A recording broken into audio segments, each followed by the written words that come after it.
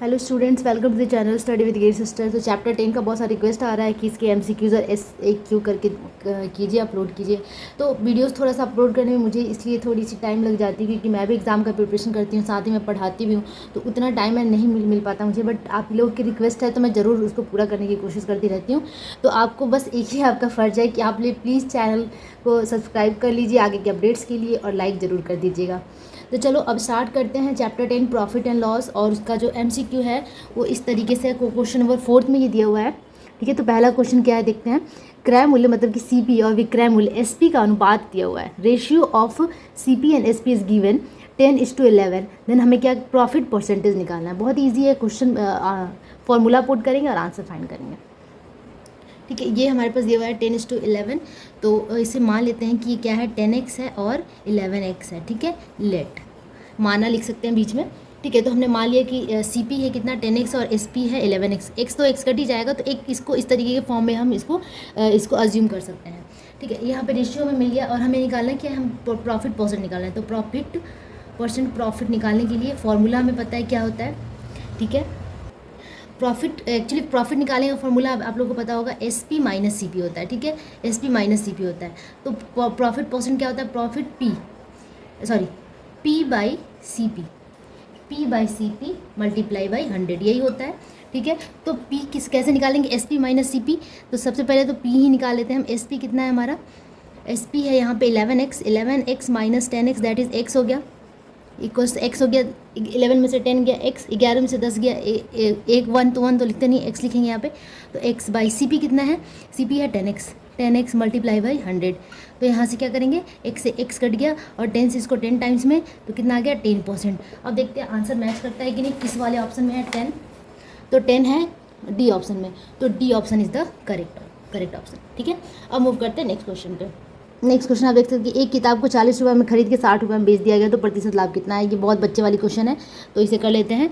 40 रुपये में खरीदा गया मतलब कि सीपी कितना हो जाएगा, कॉस्ट प्राइस, खरीदने को कॉस्ट प्राइस कहते हैं।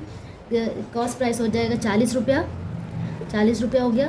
और एसपी कितना हो गया 60 रुपीज़, क्योंकि बेचा है। जब खरीदने की बात होती है तो उसको सीपी कहते हैं, बेचने की बात होती है तो एसपी कहते हैं।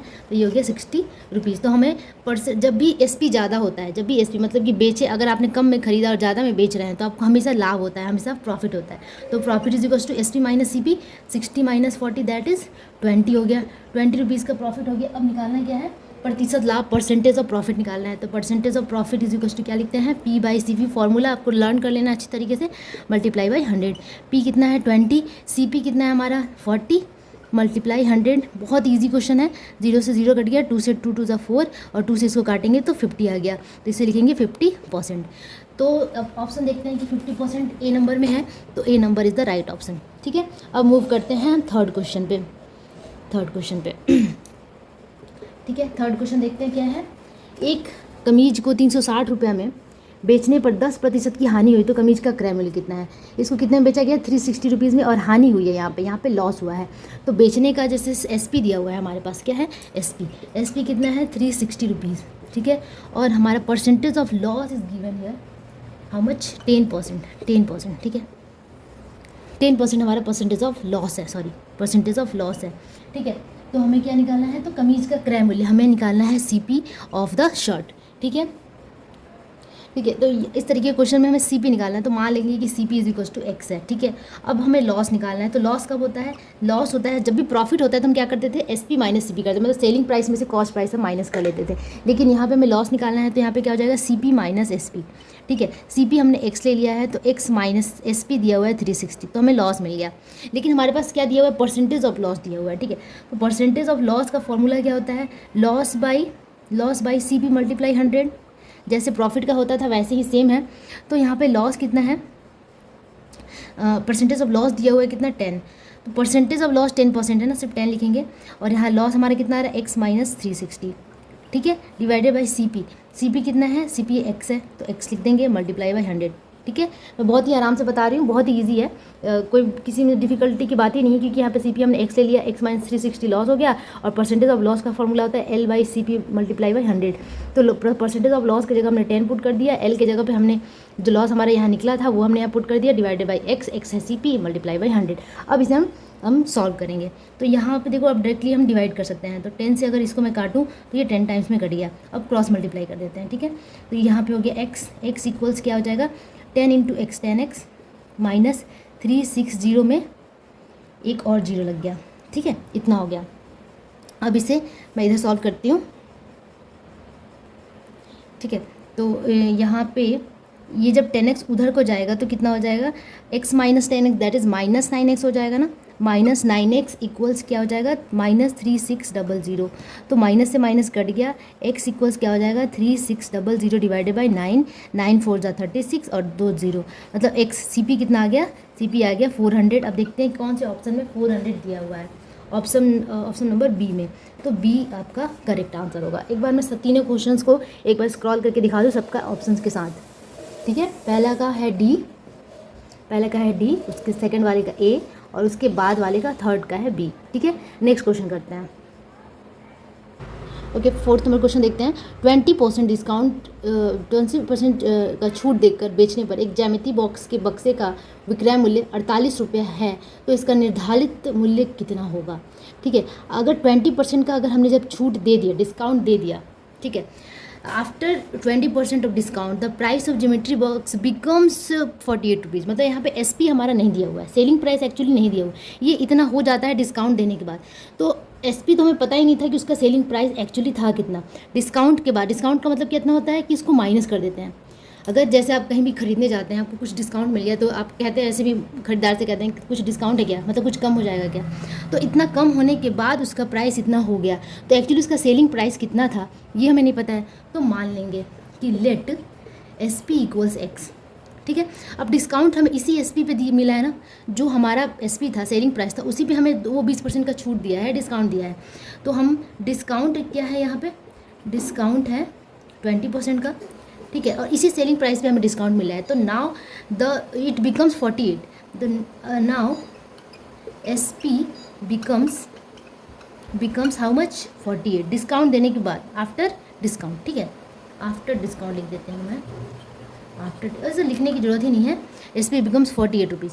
अब डिस्काउंट हमें मिला तो कैसे निकालते हैं डिस्काउंट, SP पे निकालते हैं, x माइनस जितना प्राइस है एक्चुअल, जितना हमारा सेलिंग प्राइस, उससे से माइनस कर देते हैं 20% ऑफ x, 20% ऑफ x, मतलब इस x का 20% कितना होगा पहले ये निकालना होता है। फिर जो एक्चुअली जो हमारा सेलिंग प्राइस था उससे हम माइनस कर देंगे, लेकिन हमें पता नहीं है इसलिए हमने यहाँ पे x मान लिया है, ठीक है।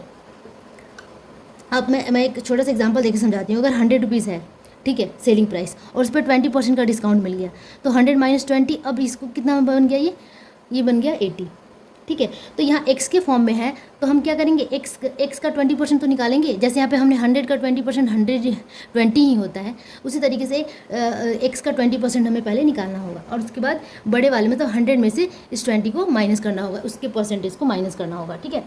तो x minus 20% of x, 20/100 of का मतलब मल्टीप्लाई x, बहुत ईजी ट्रिक है, बहुत ईजी क्वेश्चन है, इक्वल्स 48। अब ये इतना हो गया, ठीक है। अब इसको क्या करेंगे, 25 था इतना, x minus x/5 is equals to 48, इसे सॉल्व कर देना है। 5 into X 5x minus x that is 4x/5। इसको माइनस करने का एक छोटा सा ट्रिक है कि आप जब इधर का नहीं दिया होगा, इसका डिनोमिनेटर नहीं दिया होता है, तो इससे इसको साथ मल्टीप्लाई करके इसको ऐड या सब्ट्रैक्ट कर देते हैं। सब्ट्रैक्ट है तो सब्ट्रैक्ट कर देंगे, तो 5x minus x that is 4x/5 is equals to 48। अब क्या करेंगे, अब हम इसे क्रॉस मल्टीप्लाई कर देते हैं, चाहे इसको काट दो ऊपर ऊपर, चलिए मैं क्रॉस मल्टीप्लाई कर देती हूँ, आप लोगों को शायद समझ में आया। डिवाइडेड बाई 4, तो 4 से इसको कट करेंगे, 4 1 जा 4 एंड 4 2 जा 8, 12 5 जा 60। तो x हमने क्या लिया था, SP, तो सेलिंग प्राइस कह सकते हैं या फिर इसको मार्केट प्राइस कह सकते हैं, इतने में अब वो बेचेगा, ठीक है, इतना था, ठीक है। एक्चुअली मार्केट प्राइस उसका इतना था और उसने क्या किया था, इसको मार्केट प्राइस कहेंगे, मार्केट प्राइस उसका इतना था, 60 था, और उसको कितने में बेचना था, उसने उसको डिस्काउंट देके 48 में बेचा था, ठीक है। तो देखते हैं ये कौन से ऑप्शन में है 60 रुपीज़, हाँ ऑप्शन नंबर ए, तो A will be the option correct option, ठीक है। तो इस तरीके से हमने क्वेश्चन नंबर 4 भी कर लिया। अब मूव करते हैं क्वेश्चन नंबर 5 पे। देखिए क्वेश्चन नंबर 5, एक खुदरा विक्रेता निर्धारित मूल्य पर 20% की छूट पर दवा खरीद कर निर्धारित मूल्य पर इसे बेच देता है, तो उसका लाभ प्रतिशत कितना होगा। एकदम ध्यान से सुनना होगा इस क्वेश्चन को, तब समझ में आएगा कि एक्चुअली क्वेश्चन क्या कह रहा है, ठीक है। एक बार मैं फिर से रिपीट करती हूँ क्वेश्चन को, कहाँ गया क्वेश्चन नंबर, जो रिटेलर है वो खरीदता है 20% की discount, 20% discount on market price. तो सब मान लेंगे, कभी कभी एक्स मान के थोड़ा सा पिक्यूलियर हो जाता है, तो मैं यहाँ पे 100 देकर चलती हूँ। Let the market price equals 100 rupees. तो 100 रुपीज़ का मार्केट प्राइस हमने मान लिया, और उसने जो खरीदा है वो, ठीक है, वो खरीदा है कितना, 20% के डिस्काउंट पे वो खरीद रहा है, 20% के डिस्काउंट पे खरीद रहा है मार्केट प्राइस। तो मार्केट प्राइस पे हमेशा डिस्काउंट निकाला जाता है। तो जब हम खरीदते हैं तो सीपी निकालेंगे। सीपी कैसे निकलेगा, इसका डिस्काउंट पे, ठीक है। तो डिस्काउंट का मतलब क्या होता है कि इसका सबसे पहले तो 20% निकालेंगे और इसी में से माइनस कर देंगे, 100 माइनस 20% ऑफ 100, 20% ऑफ 100, ठीक है। हिंदी वाले बच्चे लिख सकते हैं कि 100 माइनस एक्स का 100 का 20%, ठीक है। तो मैं फिर से एक बार समझा रही हूँ कि after 20% off discount, sorry question कहाँ गया, हाँ, the retailer buys medicine at 20% discount on market price. तो हमें डिस्काउंट तो निकालना होगा ना कि कितना 20% काट के उसको कितना रुपया में वो खरीद रहा है। तो पहले हमने 100 माना था, तो उस 100 में से हमें माइनस करना होगा कितना, 20% ऑफ 100, ठीक है। तो 100 माइनस 20% ऑफ 100 कितना हो जाता है, 20/100 मल्टीप्लाई बाई 100, ठीक है। इसको करने की जरूरत ही नहीं थी, 20 आएगा। तो 100 माइनस 20 कितना आ गया, 80, ठीक है। तो सीपी कितना में खरीदा, वो 80 रुपये में उसको खरीदा था, ठीक है। अब उसके बाद and sales the buyer, sale कितना में करता है, खरीदार को बेचता है एक retailer, sales the buyer at market price. अब इसको फिर से वो मार्केट प्राइस पे ही बेच देता है, इसी प्राइस पे बेच देता है, मतलब कि 20% के खुद डिस्काउंट पे खरीद रहा है, 80 हो गया उसका, और बेच रहा है वो 100 रुपीज़ में, तो फिर से वो मार्केट प्राइस पे बेच रहा है। तो अब उसका सीपी कितना हो जाएगा, 100 मार्केट प्राइस, जो कि मार्केट प्राइस था, ठीक है।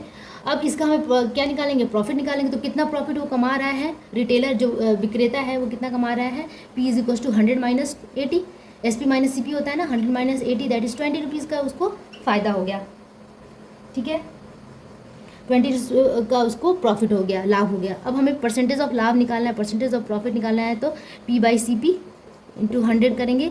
P हमारे कितना है 20, CP कितना है 80, यहाँ पे CP 80 है, मल्टीप्लाई बाई 100।